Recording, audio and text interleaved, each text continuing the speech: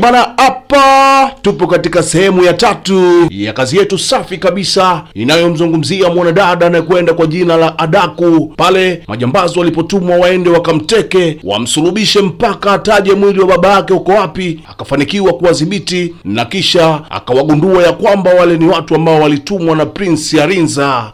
Basi tutaanzia pale tulipoishia ili tuweze kuelewana kwa uzuri zaidi. Muda huu Arinza alitoka kupokea simu kutoka kwa mtu ambaye alimwagiza akafanya lile tukio na kumwambia ya kwamba tukio limeshindikana na tayari mmoja yuko down. Lakini muda huo anasikia mtu anakorokocha katika geti la mlango wake, anauliza ni nani. Kabla hajamaliza mlango unafunguliwa na kuna gari inaingia hapo ndani. Si mwingine ni mwanadada Adaku, ametoka kuwashughulikia wale vijana na sasa amerudi kwa kaka yake ili amweleze vizuri kama mbwai na iwe mbwai. Adaku anamwambia, leo nimevamiwa na watu waliojifunika nyuso zao, natumaini isiwe unawatuma wale watu wanifuatilie, kwa sababu nikikuta kuna mkono wako ndani ya hili, haki ya Mungu na hapa nitakuua kwa mikono yangu mimi mwenyewe na utumbo wako nitaufanya kuwa chakula cha tai. Mke wa Arinza akasema, Adaku, hautoweza kufanya kitu kama hicho, na unawezaje kumtishia mfalme ajaye wa ufalme wa Amanza? Adaku akamwambia, si ndio maana umekubali kuolewa? Mwili wako na roho yako vimetawaliwa na kiti cha enzi cha Amanza. Unamuona kama mfalme ajaye, lakini mimi namuona ni mdogo wangu tu. Unachokifanya wewe ni kutaka kujionyesha kwa watu kwamba wewe ni mke wa mfalme, si ndio? Haya, tuone kama itawezekana. Yaani umebeba kichwa kama pambo, akili ni ndogo kiasi kwamba huwezi hata kumshauri mume wako vitu vya maana vya kufanya. Hemu amka Arinza, ni usingizi gani uliolala kiasi kwamba kila jambo lazima litoke katika kichwa cha mkeo? Sio mtu mzuri kwako wewe mwanamke. Tena wewe mwanamke nakwambia, usije ukaja ukapita katika njia zangu, nitakuja nikumwage ubongo hadharani. Yaani mimi siigizi uchizi, mimi ni mwenda wazimu kweli, nimechanganyikiwa kitambo sana. Kaa uelewe hivyo. Na wewe Arinza, hizo drama unazonichezea, kaa ujue siku nitakayobaini kama ni wewe, nitakununulia jeneza nimtumie baba yako huko alipo kama zawadi. Nsitojali ya kwamba tumekaa katika tumbo moja, baba yetu mmoja, mama yetu mmoja. Ukimchokoza chizi, tarajia kupigwa na kitu chochote kile. Mtoka naye hapo mbele yangu, mpuuzi mmoja. Bana, walipigwa mkwara mzito, mtu na mkewe walifyata mikia, walikubali wenyewe. Arinza akasema moyoni, hakika hii ni roho ya kiume katika mwili wa kike. Kazi tunayo kweli kweli. Dada yangu kweli ni simba jike wa maana. Leo hii wale wazee wa mila wamepata mgeni ambaye matarajio yake ni kutaka kuja kuwa mfalme wa ufalme wa Amanza. Anasema, na wasalimu wazee wa ufalme wa Amanza. Wazee wakasema, unakaribishwa kijana. Kisha akasema, kuna msemo unaosema huwezi kwenda kwenye koloni la wazee wako ukiwa mikono mitupu, na mimi hapa sikuja mikono mitupu. Akatoa kibunda cha hela nyingi sana akaweka mezani. Wazee mate aliwatoka. Mmoja kati ya wazee anasema, wazee, nadhani mmeona ni salama kwa sababu kwa mara nyingine tena anakaribishwa huyu bwana, na najua huu mwaka ndio mara ya kwanza unakuja kijana. Kwa hiyo unakaribishwa tena wakati mwingine, usiende ukaenda moja kwa moja kijana. Huo unatulinda bwana.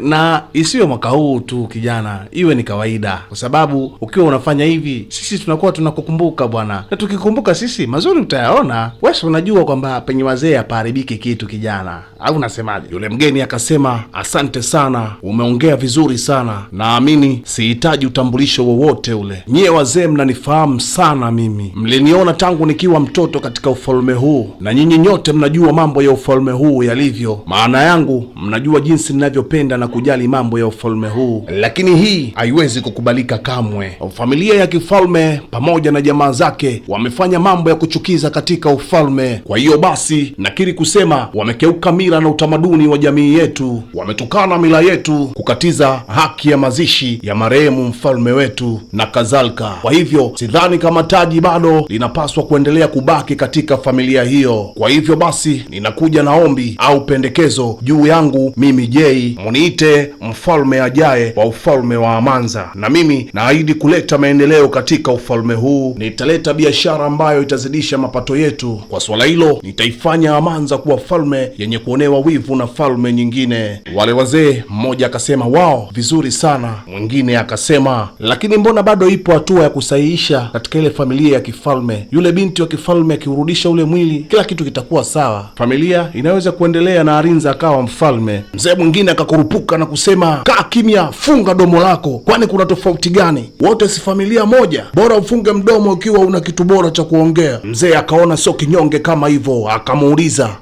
we ni nani na unasubutuje kuniambia ni nyamaze kama hivyo? Mzee mwingine akasema hakuna haja ya mambo hayo bwana, tusipigizane kelele, wote tunajua kwamba familia ya kifalme imebakisha siku 2 tu kupata mwili wa marehemu mfalme wetu, vinginevyo taji linaondoka katika familia yao. Kwa hiyo ningependa kusema huyu bwana amekuja kutupa nafasi na kuipa nafasi familia ya kifalme. Ndani ya siku 2 zilizobakia wanatakiwa tupatie mabaki ya mwili mfalme wetu. Kama watashindwa sasa, kimapokeo watakuwa wamepoteza sifa ya kutoa mfalme ajaye katika familia yao. Nipo sahihi nadhani? Kwa hiyo hatutakuwa na chaguo lingine zaidi ya kumteua mfalme wa siku zijazo, maana matarajio ya ufalme huu mtukufu, wimbo wetu adhimu ambao upo mbele yetu, ni kumteua mfalme mpya. Yule mgeni akasema basi tusubiri muda utaongea ukifika. Mzee wa mila akasema tutakukumbuka daima mfalme wetu wa Kumaka. Kifupi ni kwamba huyu bwana amekuja kuwanunua wa wazee ili iwe rahisi kupata kiti ambacho atakachokipoteza Prince Arinza na yeye ndiyo awe mfalme.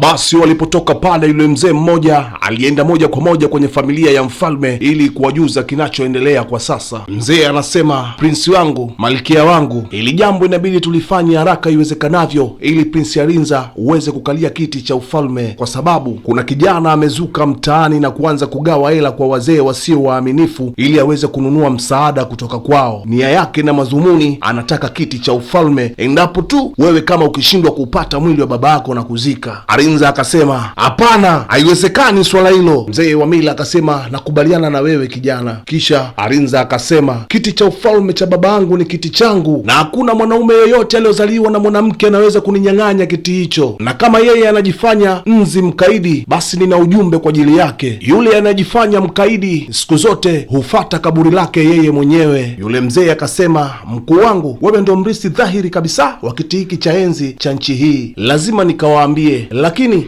fanya kila lililo ndani ya uwezo wako mkuu wangu, ndani ya siku 2 hizi uweze kupata mabaki ya mwili wa baba yako, vinginevyo sahau swala la kuketi katika kiti cha enzi cha baba yako. Bwana, leo mke wa Arinza yuko live mtandaoni anaongea na wananchi ili aweze kupata msaada. Anasema habari zenu wa ndugu, jina langu naitwa Kesi Akumaka, mimi ni binti wa marehemu mfalme Akumaka. Maiti ya baba mkwe imepotea na hii inakaribia kutugharimu kiti cha ufalme. Bajeti ya milioni 5 naira imetengwa, itazawadiwa kwa yoyote atakayetoa taarifa wapi ilipo maiti ya mfalme, na vile pia kama kuna yoyote anayefahamu sehemu wanayohifadhi maiti mtaani kwake anaweza kutupa taarifa hiyo. Tafadhali piga simu katika namba inayopita katika skrini ili uweze kutupa taarifa yoyote unayofahamu, na tunaahidi kutoa naira milioni 5 ambazo zimetengwa mahususi kwa yoyote atakayetoa taarifa hiyo. Kabla hajamaliza kuongea, mwanadada Adaku anatokea na kuchukua simu na kuivunja mbele yake. Aliitimba na buti la jeje. Mke wa Arinza anasema nini maana yake? Mbona unaivunja simu yangu? Adaku anamwambia tena ukiendelea nitakuvunja kichwa, najua hapo unapambania biashara yako tu na si vinginevyo. Mke wa Arinza akasema biashara yangu? Mimi nimeolewa katika hii familia, wewe vipi? Chochote kinachotokea karibu na wewe mimi ni biashara yangu. Sasa kama ulikuwa ujui, mume wangu anakaribia kupoteza kiti cha enzi, mimi siwezi kukaa bila kufanya chochote. Adaku akamwambia elimu yako kumbe ni bure, yaani bado unataka kiti cha ufalme uende ukaongoze binadamu ikiwa kichwani upo zero. Ujue nilizani umeelimika baada ya kupita katika kuta 4 za chuo. Nilizani utasema kinyume zidi ya mila hizi za kishenzi na sio kumtia moyo mumeo eti kwa sababu wanatakiwa kuwa mfalme. Mke wa Arinza akasema kama unafikiri kuwa na elimu inakupa uwezo wa kwenda kinyume na tamaduni na mila, maana yake hujaelimika Adaku. Yaani wewe ni msomi tu anajua kusoma na kuandika, yani hivyo ndivyo ulivyo. Adaku alishindwa kuvumilia, alimvaa na kuanza kumpa kichapo cha mbwa koko. Adaku anamwambia we, naona umenizoea sana, umekuwa ukiniingilia sana kwenye njia zangu, leo ngoja nikuonyeshe kwamba mimi ni mtu wa design gani. Binti analia, Adaku naomba uniache. Adaku anamwambia bado hujasema. Kila siku nikikwambia usipite kwenye njia ninazopita unakuwa uelewi au vipi? Leo kazi unayo. Arinza alienda kuitwa hadi anatoka ndani anakuta mkewe alishachezea kichapo cha nguvu. Adaku anamwambia sasa hapo adabu ndo itakukaa vizuri. Arinza anamwangalia Adaku kwa jicho baya, kisha kisha anamwangalia mkewe. Adaku anamsikilizia kama atalianzisha na yeye amchape. Arinza anamwambia, Adaku, wewe ni mwendawazimu, uko sawa kweli kichwani? Adaku anamwangalia tu, atafanya nini huyu bwege, na kuuliza, una shida gani Adaku Muda huo Kesi ambaye ni mke wa Arinza aliendelea kuugulia maumivu. Arinza anamwangalia mke wake, kisha anamwangalia dadake. Huyu ni mfanya nini? Yaani wewe nikikuchekea wewe utanipanda kichwani. Askari, nenda ukafunge geti, leo nauana naye huyu binti. Arinza akasema, Adaku, unachotakiwa kukifanya muombe msamaha mke wangu. Adaku akasema, yaani mimi nikimwomba msamaha huyo mchawi sijazaliwa na mwanamke. Arinza akasema, Adaku, hili ndio onyo la mwisho, na hesabu namba 1 mpaka 3, muombe msamaha mke wangu Adaku. Adaku akamwambia, usijisumbue Arinza. Akaanza kuhesabu namba Arinza, akisema 1, Adaku anasema 2, akisema 3, Adaku anasema 4, akasema 4, Adaku akasema 5, 6. Na ndipo Arinza akavua kofia akaweka pembeni, akatoa kacha shingoni akaweka pembeni, akavua na joo ili aweze kumvaa Adaku. Adaku alikimbia kwanza kidogo na kisha akaenda kuchukua panga, akamwambia, ya njoo nikuonyeshe mimi ni mtu design gani, njoo sogea hapa nilipo. Wewe unataka shari? Sogea nilipo nikukatekate vipande nimpelekee mama yako mishkaki akachome ndani huko. Arinza akasema, Adaku, hili ni onyo langu la mwisho kwako. Wakati mwingine jambo kama hili siwezi nikaliacha lipite kama hivi. Adaku, nitakuja kukujeruhi vibaya sana. Alafu akageuka na kuondoka. Basi mtazamaji wangu, usiache kusubscribe, kulike na kukomenti ili tuweze kujua kama Prince Arinza atafanikiwa kuupata mwili wa baba yake mbele ya dada yake mwenye msimamo mkali dhidi ya mila na tamaduni za kishenzi. Na je, atafanikiwa kupata kiti cha ufalme dhidi ya wazee wa mila waliorubunika kifedha? Basi mimi hapa ni yule wa kuniita Alifa DJ aka wa kupoa. Mpaka wakati mwingine, asante.